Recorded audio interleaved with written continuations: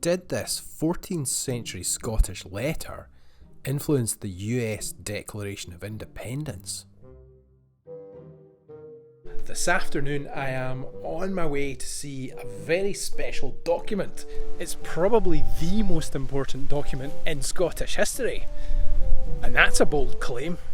This is a once in a blue moon kind of a deal. It feels like an auspicious occasion, which is only part of the reason I'm being chauffeur driven. The last time it was seen was 18 years ago, and it wasn't seen for 11 years before that. This is the National Museum of Scotland, home to these very mysterious coffin dolls, this very frightening looking get-up, trains, planes, and yes, automobiles. And for just a short while this summer, home to a pretty crucial document from 1320. I mean, the thought of a piece of paper being over 700 years old blew my tiny little mind a bit, until I found out it was made of sheepskin. Awkward. Welcome to Scotland Unplugged, and the story of the Declaration of Arbroath.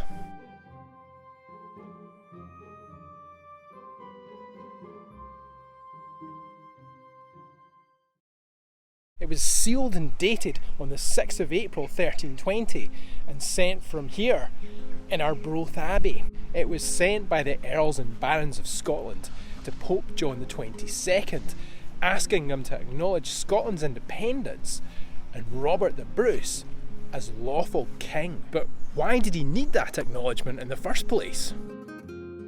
Despite his Bruceness supposedly being inspired by the famous spider, and struggling bravely on until he finally defeated Edward II's army at the Battle of Bannockburn in 1314. Edward wasn't really playing ball. To him, we were really just a troublesome part of northern Cumbria. Not that Cumbria actually existed in those days, but you get what I mean. This really wasn't over for him. I've spoken about his father, Edward the Longshanks, Edward I, in a few videos, but Edward II was a different bowl of Cheerios. To give you an example, or maybe just so I have an excuse to tell you this story, when Edward I died, the war with the Bruce was still raging. His last wish, or possibly his last demand, was that when he died, his body should be boiled, and his flesh should be stripped from his bones, and his bones should be carried at the head of his army when they went into battle with the Bruce. You get the impression he wasn't messing about. Edward II ignored this and sent his father's remains home. Well, sort of. He had his innards buried in Cumbria, as they wouldn't have travelled too well. Anyway, Edward II was less of an angry, vengeful sort of king, more of a go in the huff and ignore people kind of a guy. If you want to hear something truly horrific, Google how he might have died, but maybe not at work. Robert the Bruce had already been excommunicated for murdering a rival, John Comyn, in a church in Dumfries. Bit of a no-no even then. But he'd made it up, and there was a new pope who tried to intervene and get Scotland and England to settle their differences. Bury the hatchet, in a good way, not on the back of anyone's head. But then Robert the Bruce had taken back the town of Berwick, which didn't make Edward or the Pope happy. Pope John the 22nd summoned the king and 4 Scottish bishops to attend the papal court in Avignon, but none of them turned up. Taxi back to the papal sin bin for Bruce. That's kind of why this letter was sent. It's Robert the Bruce's diplomatic response to the Pope. The most famous part states that as long as 100 of us remain alive, never will we on any conditions be subjected to the lordship of the English. It is in truth not for glory, nor riches, nor honours that we are fighting, but for freedom alone, which no honest man gives up, but with life itself. It was probably drawn up by Bernard, the abbot of Arbroath, and written down by one of his scribes. This is a statue of Bernard holding the document along with Robert the Bruce.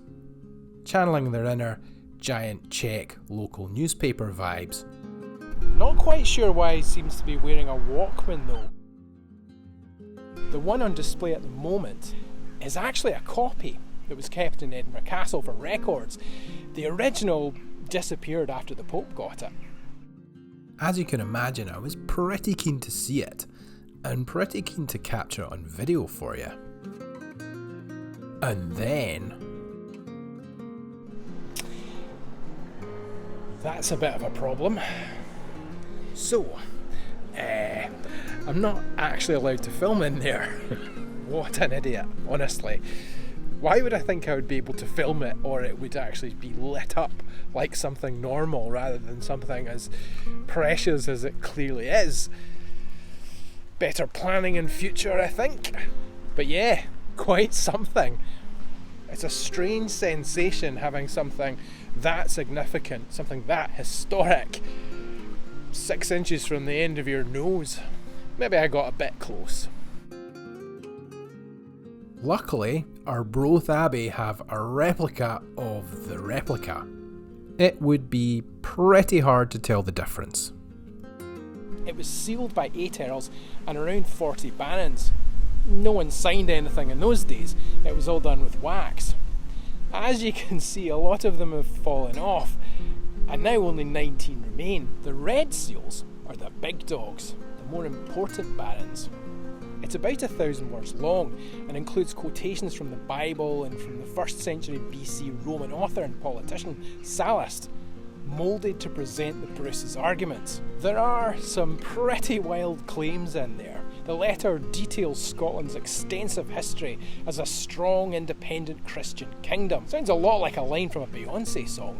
It also has some interesting theories about the origins of the Scots, their arduous journey from Greater Scythia, somewhere north of the Black Sea, through Spain and on to Scotland, how they lived in freedom and peace until King Edward I invaded Scotland and caused widespread havoc.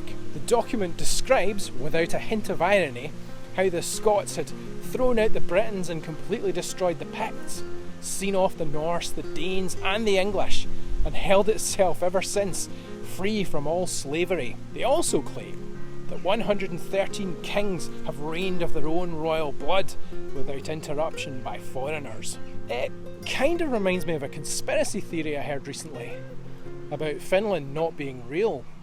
But did it work? The Pope did rescind Bruce's excommunication and did begin addressing him as royalty. But did it actually influence the US Declaration of Independence?